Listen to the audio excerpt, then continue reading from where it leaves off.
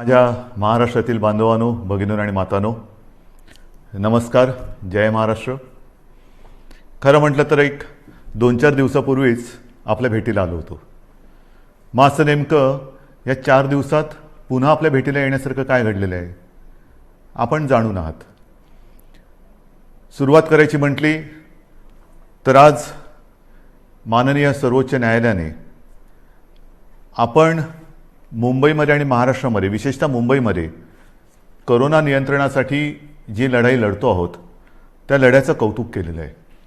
ही एक विशेष बाब आहे जी मला आपल्याबरोबर नक्कीच शेअर करायला आवडेल, किंबहुना आपल्याला ह्याची माहिती मिळालेलीच आहे. पण हे एकटे आपल्या यंत्रणेचं यश नाही. जर आपला सहभाग आणि आपलं सहकार्य या लढ्यामध्ये मिळालं नाही तर आपण हा लढा यशस्वी तर सोडाच, लढूच शकणार नाही. म्हणून पहिल्या प्रथम मी आपल्या सर्वांना धन्यवाद देतोय की आपण अत्यंत संयमाने, जिद्दीने आणि शिस्तीने ह्या लढाईमध्ये शासनाला आणि महापालिकेला, मुंबई महापालिकेला मदत करत आहात. दुसरा विषय आहे, त्याच्यावरती मी बोलणारच आहे.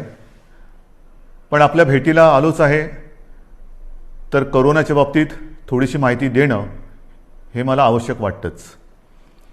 आपल्याला ही कल्पना आहे की आपण जे काही निर्बंध गेल्या काही दिवसापासून लावलेले आहेत त्या बाबतीत मी गेल्या वेळेला बोललो होतो की एक गोष्ट नक्की की रुग्णसंख्या जी काही झपाट्याने वाढत होती ती रुग्णवाढ आता किंचित थांबले नव्हे, ती आता थोडी खाली यायला लागलेली आहे. आता खरं आपण एका धोक्याच्या वळणावरती उभे आहोत. कदाचित आपल्याला असं वाटेल की आता ही लढाई आपण जिंकतो आहोत. नाही, अजिबात नाही. अजूनही एवढा गाफीलपणा आपल्याला परवडणारा नाही आहे. हां, ही गोष्ट खरी आहे की महाराष्ट्रामधल्या काही जिल्ह्यांमध्ये रुग्णवाढ थोडीशी उतरायला लागलेली आहे. पण त्याचबरोबरीने काही जिल्ह्यांमध्ये रुग्णवाढ थोडीशी व्हायला लागलेली आहे. ही नाही म्हटलं तरी त्या जिल्ह्यांसाठी ही एक धोक्याची घंटा आहे. इतर देशामध्ये काय चाललेले आहे ह्या बातम्या आपण वाचता आहात.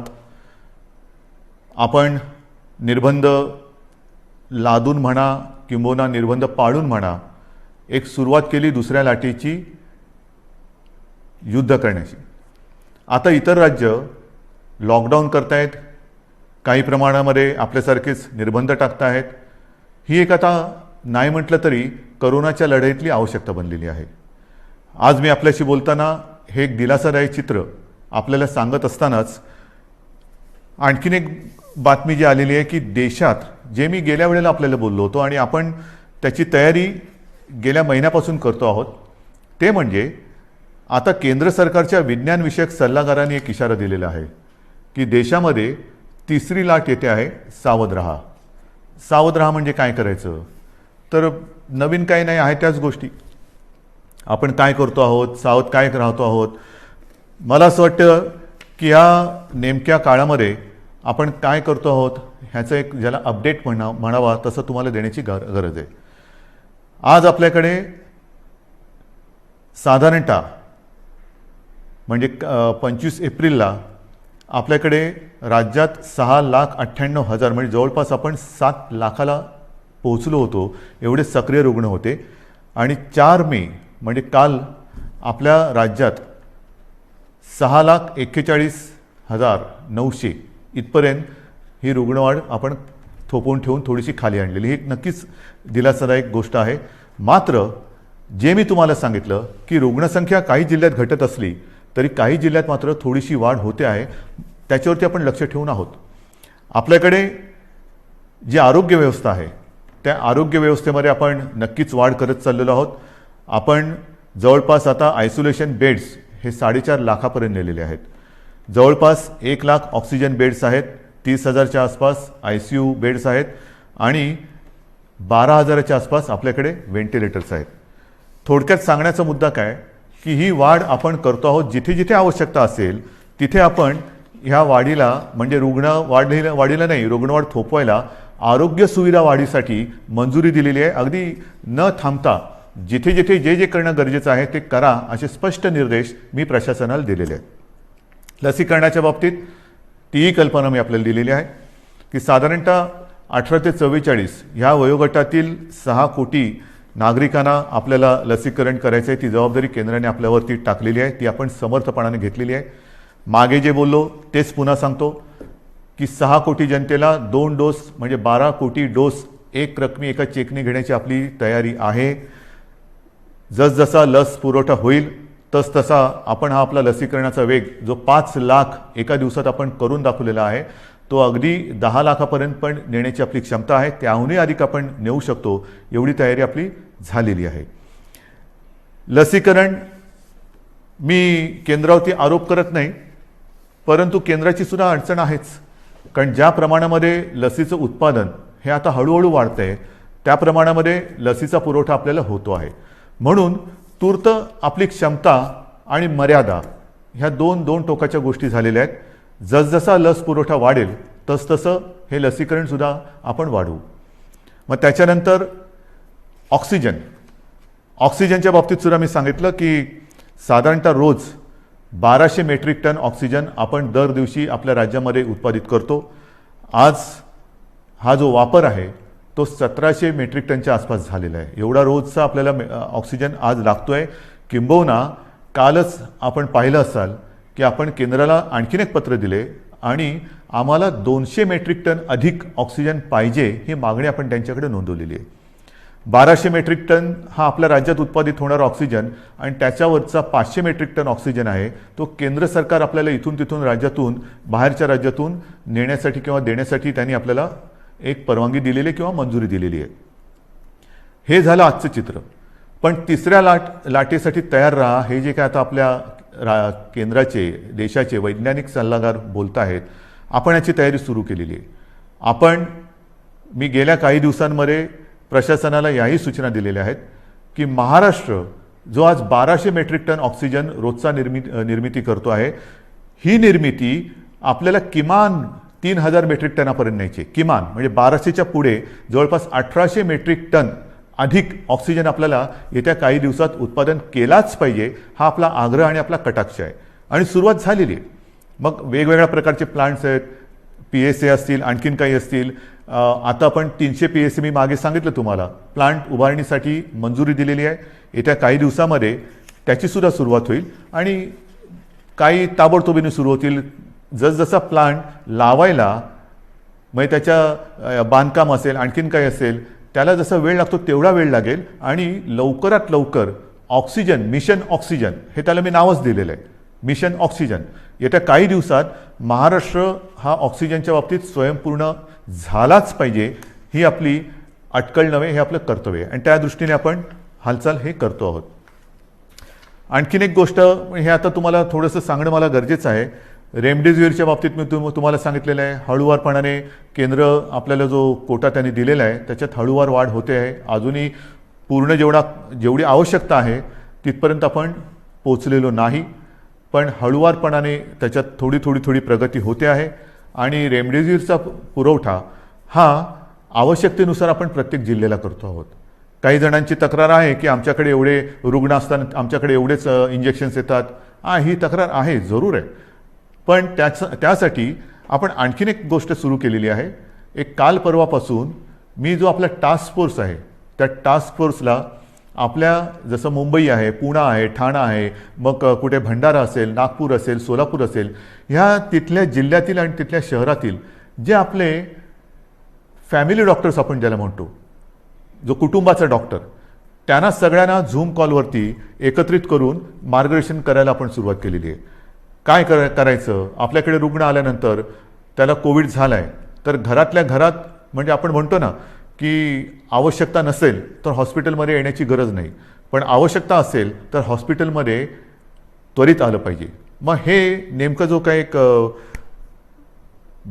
मी म्हणेन फरक आहे तो कसा करायचा. घरी असेल तर घरच्या घरी कोणती औषधे दिली गेली पाहिजेत, कोणती दिली म्हणजे द्यायची गरज नाही आहे, किंबहुना देण्याची गरज नसताना सुद्धा दिली जातात ती टाळली पाहिजे, याचं संपूर्ण मार्गदर्शन आपल्या राज्यातील सर्व वाड्या वस्त्या अगदी गल्ली बोळातले सुद्धा जे आपले चांगले चांगले डॉक्टर्स आहेत, अनेक वर्ष जे प्रॅक्टिस करतायत आणि त्या वस्तीला एक आधार म्हणून काम करतायत, त्या सगळ्यांना सोबत घेऊन आपण पुढे जातो आहोत.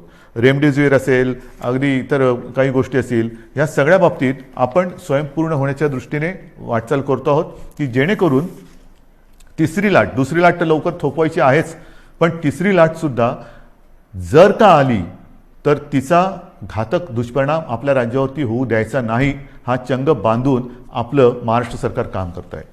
हे झालं एक करोनाच्या बाबतीतचं. मग दुसरा मुद्दा आहे तो साहजिकच आहे.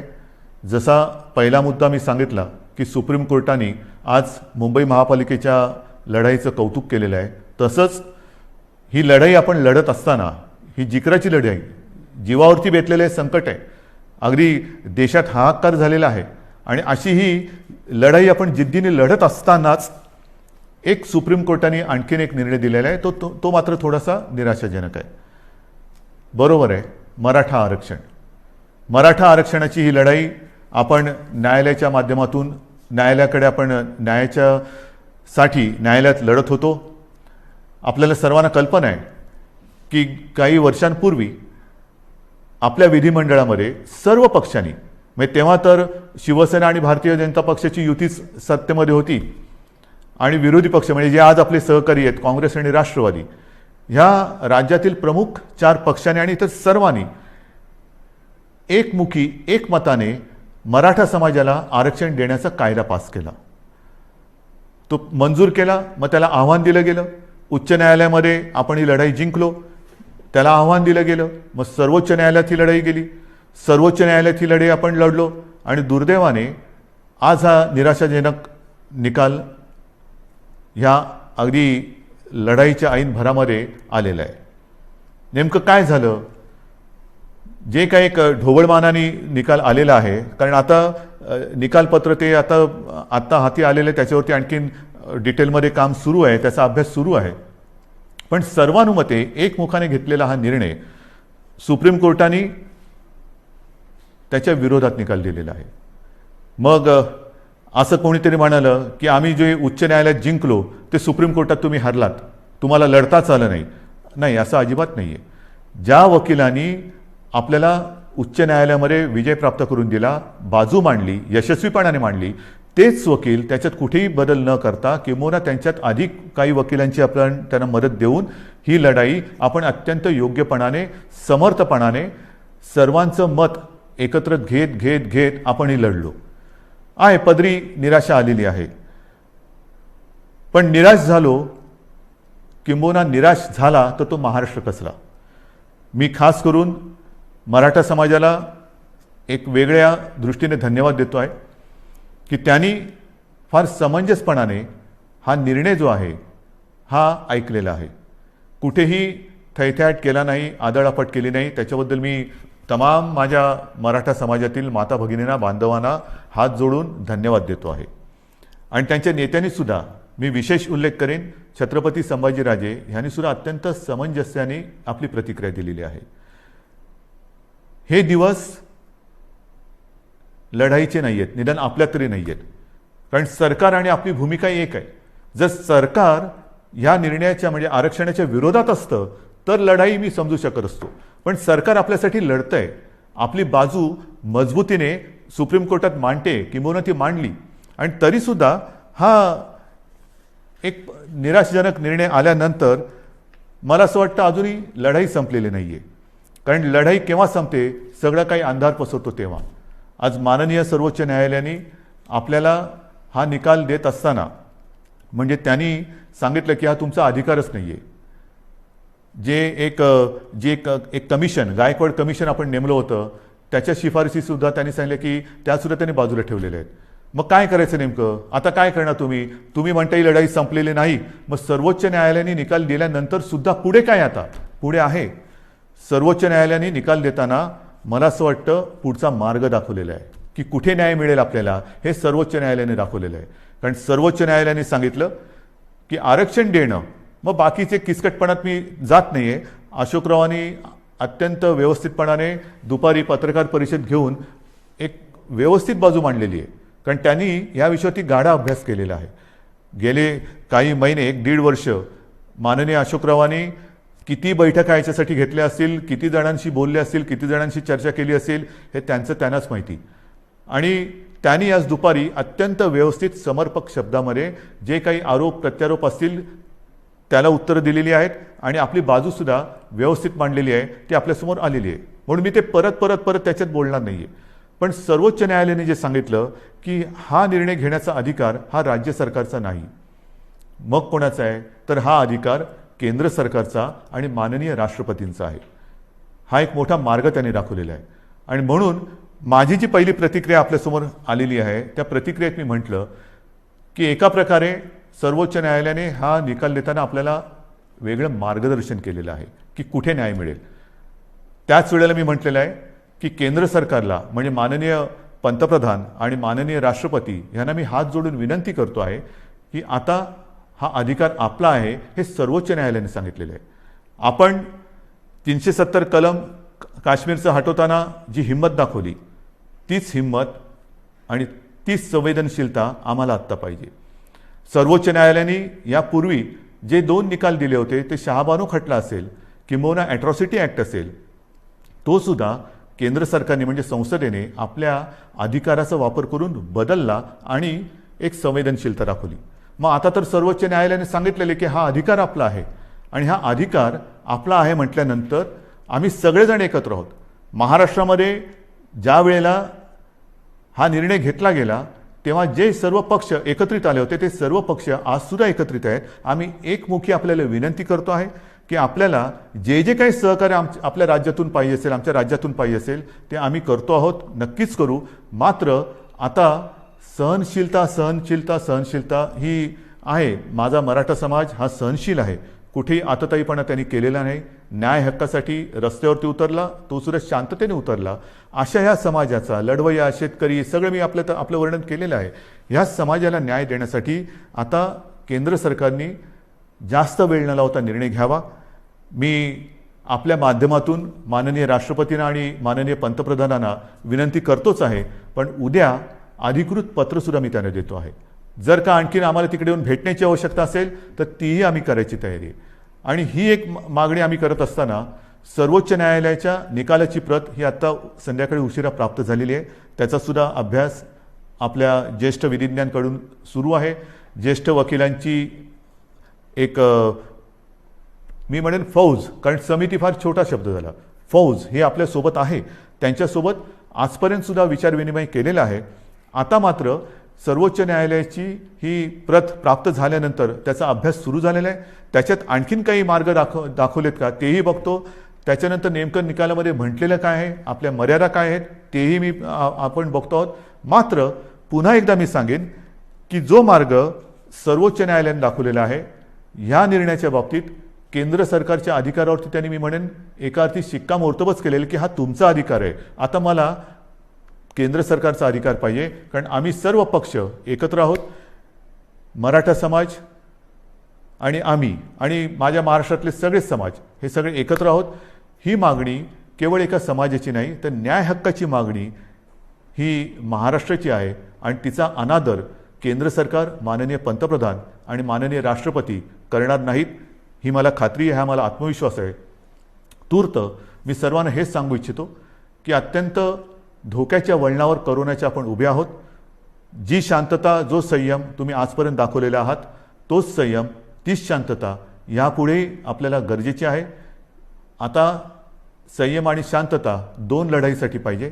एक तर कोरोनाविरुद्धची लढाई, आणि दुसरी जी कदाचित जी काही समाज विघातक लोक किंवा शक्ती असतात की ते आग लावण्याचा प्रयत्न करतात, तर अशा लोकांच्या भडकवण्याला बळी पडू नका.